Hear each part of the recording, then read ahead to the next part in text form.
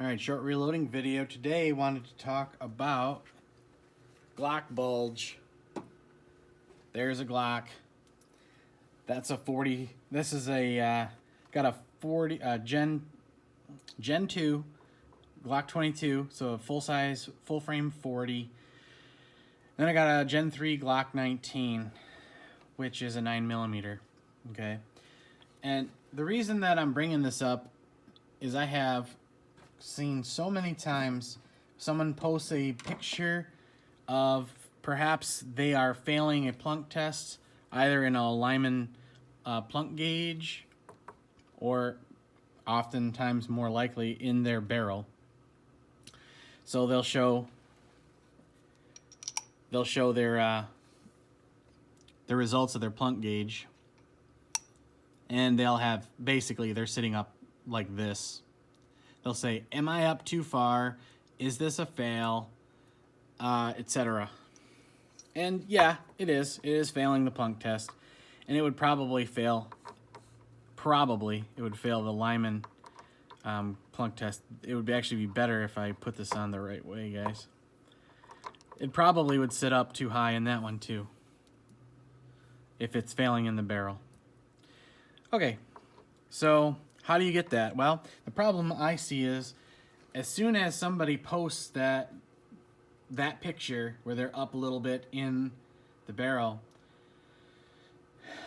inevitably 60% of the comments are, oh, you got Glock bulge. You need the Lee Glock bulge busting dies. That'll take care of your problem.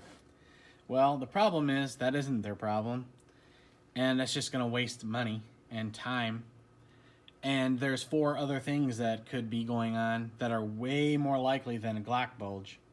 So what is a Glock bulge? Well, let me show you.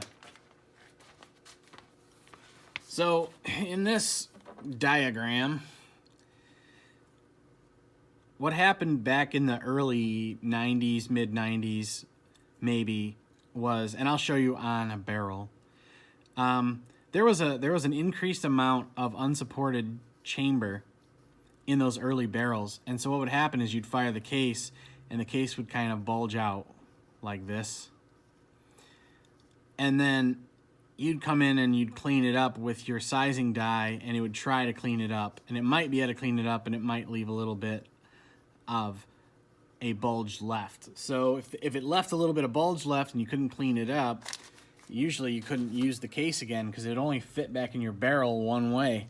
And that was a very dangerous way for it to fit back in the barrel, because you've already got a weakened case and you're going to fire it again unsupported. So companies started coming out with these Glock, oh, I'm sorry, I just shook the camera.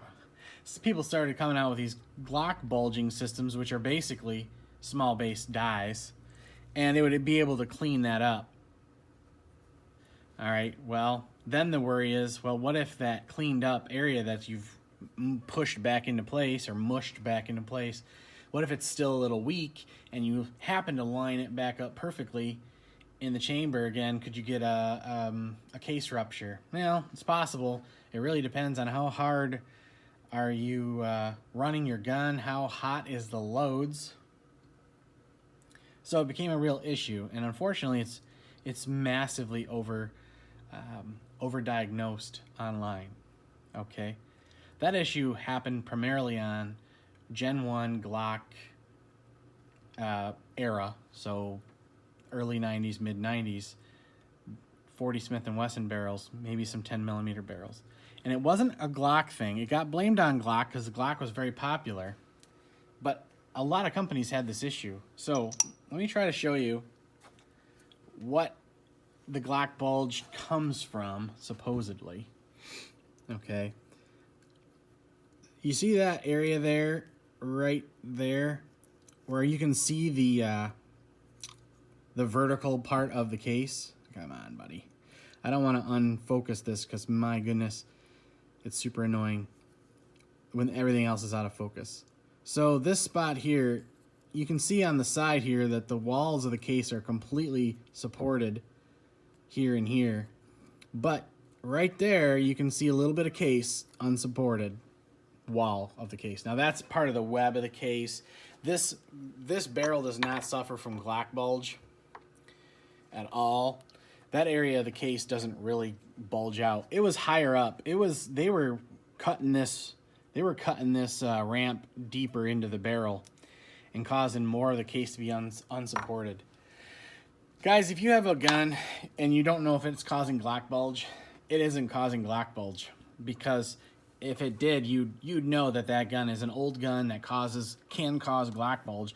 And honestly, you're probably just going to go out and get another barrel that doesn't cause it and throw it in. The barrels are not that expensive, right? So no, you don't have Glock bulge, guys.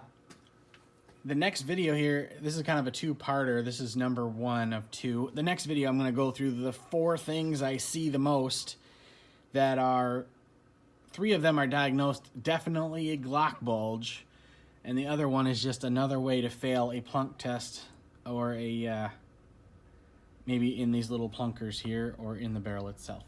All right.